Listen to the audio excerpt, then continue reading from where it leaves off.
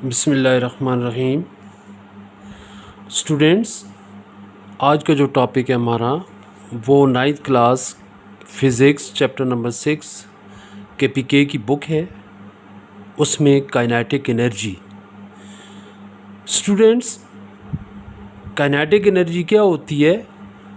तो kinetic energy का students जो ताल्लुक़ होता है वो मोशन के साथ होता है।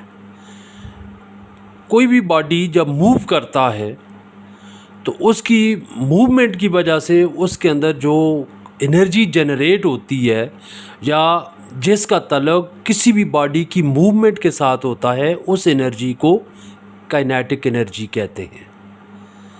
वंस अगेन, काइनेटिक एनर्जी वो एनर्जी होती है जिसका डायरेक्ट ताल्लुक़ किसी भी बॉडी की मोशन के साथ, बॉडी की मूवमेंट के साथ होता है। तो अगर हम डेफिनेशन की तरफ जाएंगे तो हम ये कहेंगे कि the energy possessed by a body by virtue of its motion are called kinetic energy. यानी कि किसी भी बॉडी की मूवमेंट की वजह से बॉडी के अंदर जो एनर्जी जनरेट होती है उसको काइनेटिक एनर्जी कहते हैं। अब इसकी रिप्रेजेंटेशन की बात करेंगे तो काइनेटिक एनर्जी को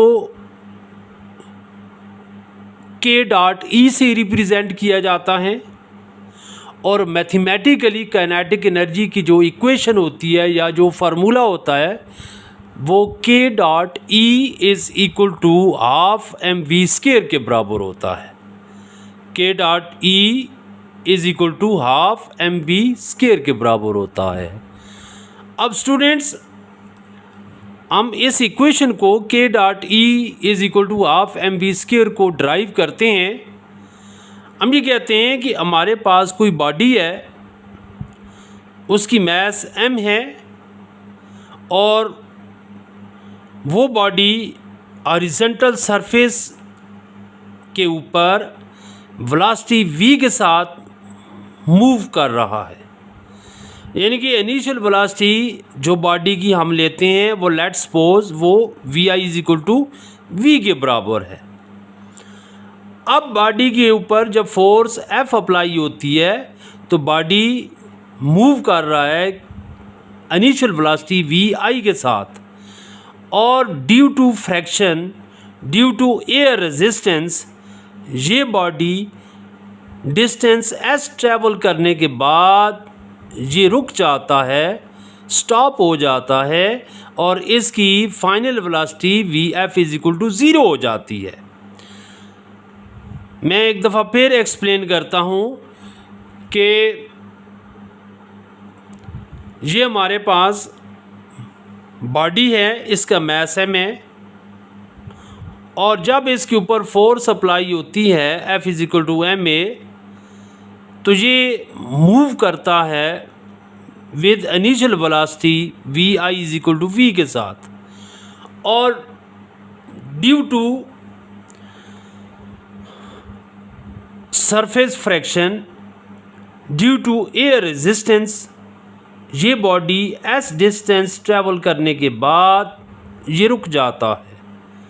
यानी कि फाइनल वेलोसिटी हमारे पास क्या हो जाती है, 0 के बराबर हो जाती है। अब स्टूडेंट्स, हम थर्ड इक्वेशन ऑफ मोशन को यूज़ करते हैं, यानी कि 2as is equal to vf का स्क्वायर माइनस vi का स्क्वायर। अब इसमें vf की वैल्यू चूँकि 0 के बराबर है तो vf की जगह पे 0 का स्क्वायर लेंगे माइनस vi की जगह पे हम v का स्क्वायर लेंगे, तो s is equal to minus v² over 2a हमारे पास s की वैल्यू आ जाती है।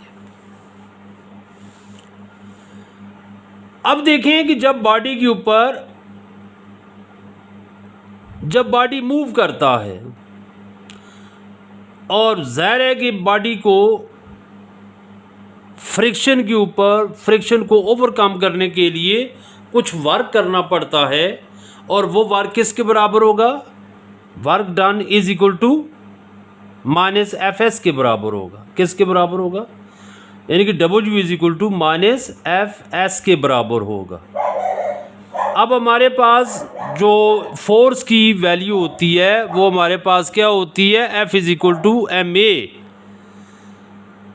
और ये डाटा हमने S मालूम करने के लिए इस्तेमाल करेंगे कि लेट हमारे पास बॉडी है जिसकी मास m है, वो हॉरिजॉन्टल सरफेस के ऊपर मूव कर रहा है विद वेलोसिटी v के साथ, और due to air friction, due to surface friction, due to air resistance, ये बॉडी जो है वो s डिस्प्लेसमेंट ट्रैवल करने के बाद ये स्टॉप हो जाता है, यानी कि इसकी फाइनल वेलोसिटी ज़ीरो हो जाती है। अब थर्ड इक्वेशन ऑफ मोशन में हम वी आई की वैल्यू जो कि v है और वी एफ की वैल्यू जो कि ज़ीरो है ये पुट करेंगे, तो हमारे पास s की वैल्यू आ जाती है -v²/2a।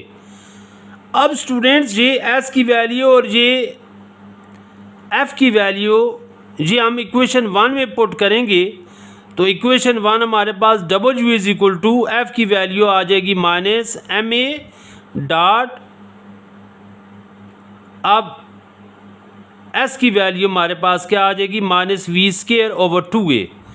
अब a को a से कैंसिल कर दें तो माइनस माइनस प्लस हो जाएगा mv²/2, यानी कि ये बॉडी ने जो सरफेस फ्रैक्शन के ऊपर उसको ओवरकम करने के लिए या एयर रेजिस्टेंस को ओवरकम करने के लिए बॉडी ने जो वर्क किया है, ये वर्क बॉडी में किसके तौर पर अपीयर होगा, काइनेटिक एनर्जी के तौर पर अपीयर होगा।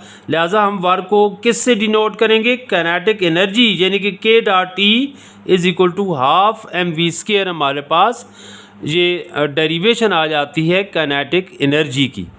इसके अलावा इसकी यूनिट की बात करेंगे तो इसकी यूनिट जो है वही यूनिट है जो कि एनर्जी की होती है, यानी कि जूल।